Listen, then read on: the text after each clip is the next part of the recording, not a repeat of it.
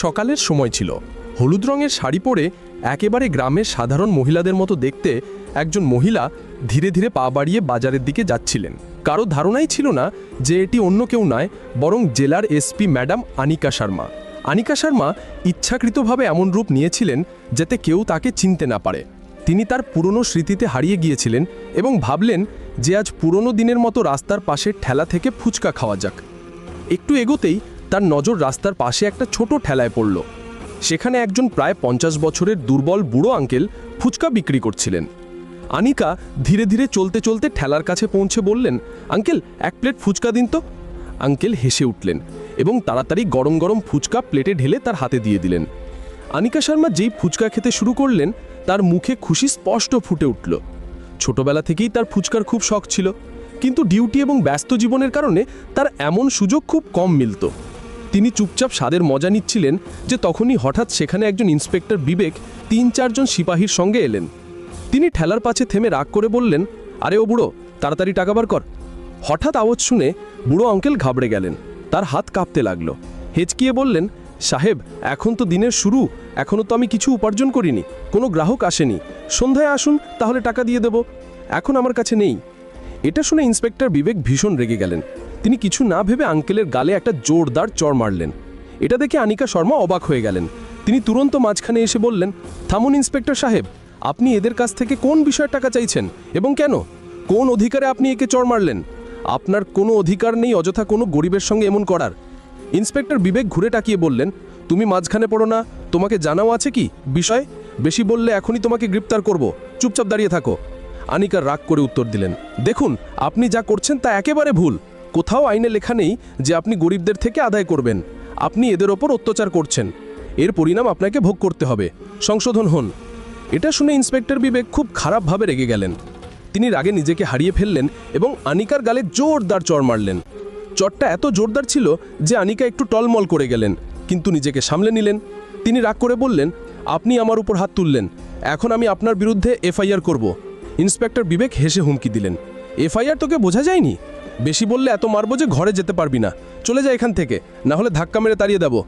Inspector বিবেক রাগ করে আবার ফুচকাওয়ালা আঙ্কেলের কলার ধরে চিৎকার করে বললেন, আরে বুড়ো, বেশি চালাকি করিস না, তাড়াতাড়ি টাকা বার কর, না হলে এখনই তোর ঠেলা তুলে নেব। এত বলে ইন্সপেক্টর বিবেক রাগ করে ঠেলায় জোরদার লাথি মারলেন। ঠেলা উল্টে গেল এবং সব ফুচকা রাস্তায় ছড়িয়ে পড়ল। বেচারা আঙ্কেল ভয়ে কাঁদতে লাগলেন। তিনি হাঁটু গেড়ে বসে ফুচকা সংগ্রহ করতে লাগলেন। তখনই ইন্সপেক্টর বিবেক লাঠি তুলে আঙ্কেলের পিঠে জোরে মারলেন। আঙ্কেল হাত জোর করে অনুনয় করতে লাগলেন, সাহেব, আমি সত্যি বলছি, এখনও কিছু উপার্জন করিনি, সন্ধ্যায় আসুন, যা উপার্জন করব দিয়ে দেব, প্লিজ আমাকে মারবেন না, প্লিজ আমাকে মাফ করুন। এটা শুনে আনিকা শর্মা সহ্য করতে পারলেন না। তিনি রাগ করে এগিয়ে এসে বললেন, আঙ্কেল, আপনাকে মাফি চাইতে হবে না, এরা গরিবদের ওপর অত্যাচার করছে, এদের একটুও লজ্জা আসে না? খুব কষ্ট করে আপনারা ঠেলা লাগিয়ে ঘরের পেট পালেন এবং এরা আপনাদের পরিশ্রম লুট করছে। ইন্সপেক্টর সাহেব, এখন আমি আপনাকে আপনার অবস্থা দেখিয়ে ছাড়ব। ইন্সপেক্টর বিবেক হাসতে হাসতে বললেন, আরে তোর এত সাহস, তুই আমাকে অবস্থা দেখাবি? তোর অবস্থা কি আমার সামনে? যা, তোর কাজ কর, বেশি বকবক করলে এত মারব যে চলতে পারবি না।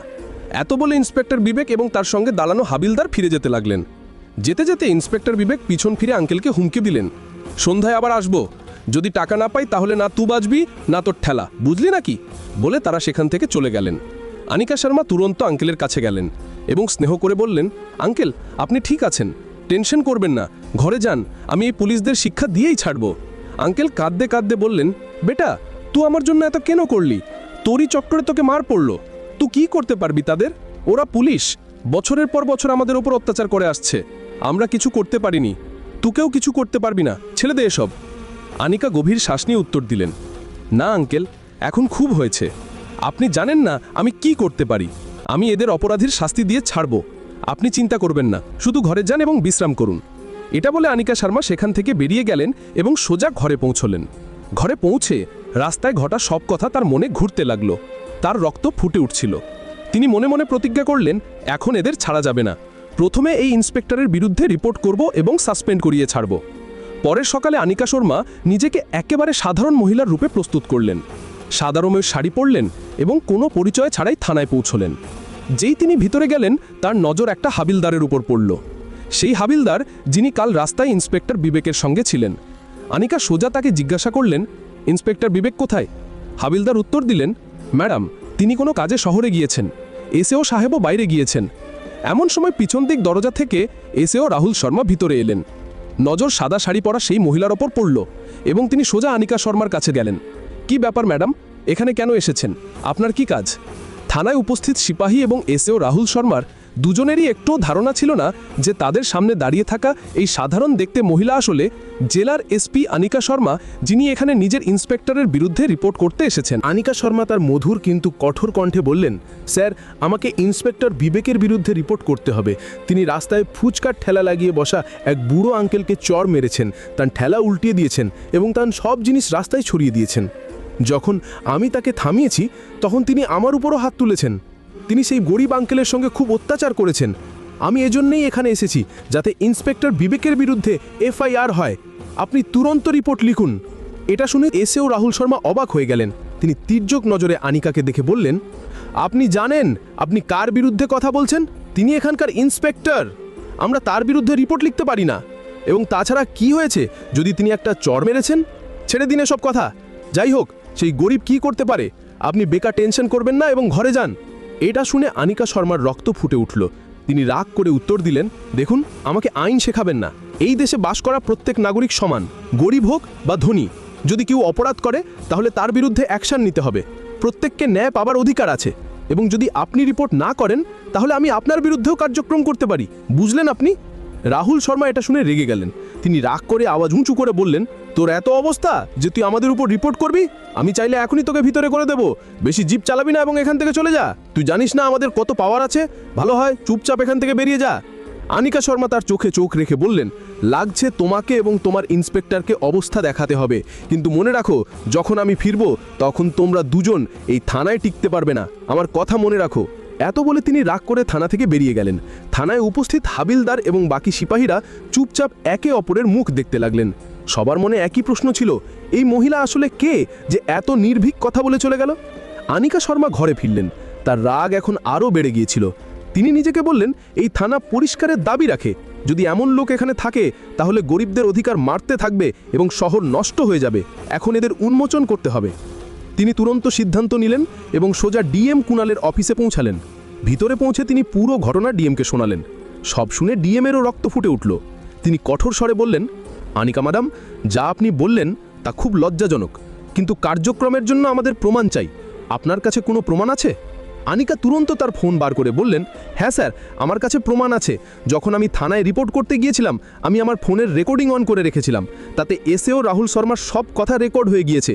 এবং এটা দেখুন, এই ভিডিও, এতে ইন্সপেক্টর বিবেক আঙ্কেলকে চড় মারছেন এবং তার ঠেলা উল্টাচ্ছেন। এই ফুটেজ আমি নিজে সেখানে লাগানো সিসিটিভি ক্যামেরা থেকে নিয়েছি। ডিএম কুণাল রেকর্ডিং এবং ফুটেজ দেখলেন। তার রাগ সপ্তম আকাশে পৌঁছে গেল। তিনি বললেন, এদের দুজনকে সাসপেন্ড করা খুব জরুরি। যদি এমন পুলিশ কর্মী থানায় থাকে তাহলে লোকেরা ভয়ে চাপা পড়ে থাকবে এবং ন্যায় মিলবে না। এখন আর নয়, আমি কাল সকালে প্রেস মিটিং ডাকব। তাতে সব বড় অফিসার, নেতা এবং মিডিয়া উপস্থিত থাকবে এবং আমি তাদের সামনে এদের দুজনের কীর্তি উন্মোচন করে এদের সাসপেন্ড করব। ম্যাডাম, আপনি টেনশন করবেন না। কালের অপেক্ষা করুন এবং মিটিংয়ে অবশ্যই আসুন। আনিকা শর্মা মাথা নাড়লেন এবং ঘরে ফিরলেন। পরের সকালে জেলার সবচেয়ে বড় অফিসে প্রেস মিটিং রাখা হলো। হলটা ভর্তি ছিল। মিডিয়ার ক্যামেরা চকচক করছিল। বড় বড় নেতা, অফিসার, এএসপি, এসডিএম, ইন্সপেক্টর এবং আইপিএস অফিসার সবাই উপস্থিত ছিলেন। পরিবেশ টেনশনপূর্ণ ছিল। সবাই অপেক্ষা করছিল আজ আসলে কি প্রকাশ হবে। মিটিং হলে নীরবতা ছড়িয়ে পড়ল। ক্যামেরা চালু হয়ে গিয়েছে। জেলার বড় অফিসার, নেতা, মিডিয়া এবং সমস্ত পুলিশ অফিসার সামনে বসেছিলেন। তখন ডিএম কুণাল মাইক তুলে গভীর কণ্ঠে বললেন, আজ আমি আপনাদের সবাইকে একটা খুব গুরুতর বিষয় বলতে এসেছি। আমাদের জেলার থানায় ইন্সপেক্টর বিবেক এবং এসএও রাহুল শর্মা এমন কাজ করেছেন যা পুলিশের ইউনিফর্মের দাগ। যে ইউনিফর্মের কাজ জনতার রক্ষা করা, সেই ইউনিফর্মের থেকে এরা গরিবদের উপর অত্যাচার করেছে এবং আইনের উপহাস করেছে। এত বলতেই পুরো হলে ফিসফিসানি শুরু হয়ে গেল। সবাই অবাক হয়ে একে অপরকে দেখতে লাগলো। তখন ডিএম মাইক এসপি আনিকা শর্মার দিকে বাড়ালেন। আনিকা শর্মা তার আত্মবিশ্বাসপূর্ণ অন্দাজে মাইক সামলালেন এবং বললেন, আপনারা সবাই জানেন যে পুলিশের কাজ জনতার সেবা, কিন্তু যখন এই পুলিশ জনতার উপর অত্যাচার করে তখন আমাদের কণ্ঠস্বর তুলতে হয়। কিছুদিন আগে আমি নিজের জেলার ইন্সপেক্টর বিবেক এবং এসএও রাহুল শর্মাকে হাতে নাতে গরিবদের থেকে আদায় করতে, মারধর করতে এবং আইনের দুর্ব্যবহার করতে দেখেছি।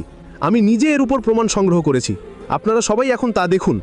এত বলতেই হলের বড় স্ক্রিনে ভিডিও চালানো হলো। ভিডিওতে স্পষ্ট দেখা যাচ্ছিল ইন্সপেক্টর বিবেক রাস্তার পাশে এক বুড়ো ফুচকাওয়ালাকে চড় মারছেন, ঠেলা উল্টাচ্ছেন এবং তাকে হুমকি দিচ্ছেন। তারপর থানায় এসএও রাহুল শর্মা সেই মহিলার সঙ্গে অভদ্রতা করে রিপোর্ট করতে অস্বীকার করছেন। যেই ভিডিও শেষ হলো পুরো হলে হট্টগোল শুরু হয়ে গেল। মিডিয়াওয়ালারা ক্যামেরার ফ্ল্যাশ বাড়িয়ে দিলেন। অনেক নেতা রাগ করে উঠে দাঁড়িয়ে বললেন, এমন অফিসারদের চাকরিতে থাকার কোনো অধিকার নেই, তুরন্ত কার্যক্রম হওয়া উচিত। এরপর আনিকা শর্মা তার রেকর্ডিং সবাইকে শোনালেন। তাতে এসএও রাহুল শর্মার অশোভন কথা এবং রিপোর্ট না করার স্পষ্ট কণ্ঠ গুঞ্জরিত হচ্ছিল। এখন পরিবেশ আরও উত্তপ্ত হয়ে উঠল। সবাই রাগে ছিলেন।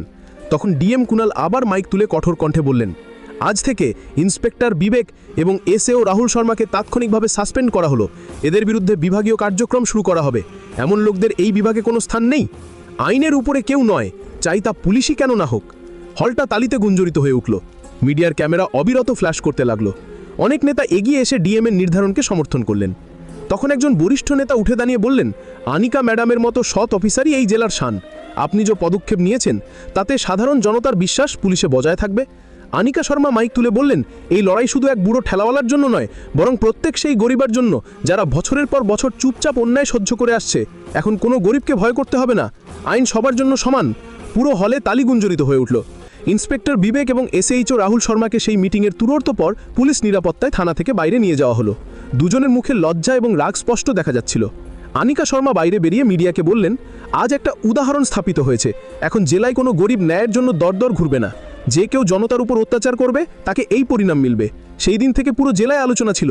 এসএসপি ম্যাডাম করে দেখিয়েছেন। গরিব ঠেলাওয়ালা আঙ্কেলের চোখে অশ্রু ছিল, কিন্তু এবার এই অশ্রু দুঃখের নয়, স্বস্তির ছিল। এবং আনিকা শর্মার এই সাহসী পদক্ষেপ থেকে পুরো জেলায় একটা নতুন বার্তা গেল, আইন সবার জন্য সমান। বন্ধুরা, ভিডিওটি ভালো লাগলে অবশ্যই একটি লাইক দিন। কমেন্টে জানাবেন আপনি কি আমাদের চ্যানেলটি সাবস্ক্রাইব করেছেন, আর কোন জায়গা থেকে ভিডিওটি দেখছেন সেটাও জানাতে ভুলবেন না। বন্ধুরা, চ্যানেলের আরও আগে পেতে চাও, ভালো লাগে তাহলে অবশ্যই আমার চ্যানেলটি সাবস্ক্রাইব করো, পাশে থাকা বেল আইকনে ক্লিক করো, কমেন্ট করে জানাও ভিডিওটি কেমন লাগে।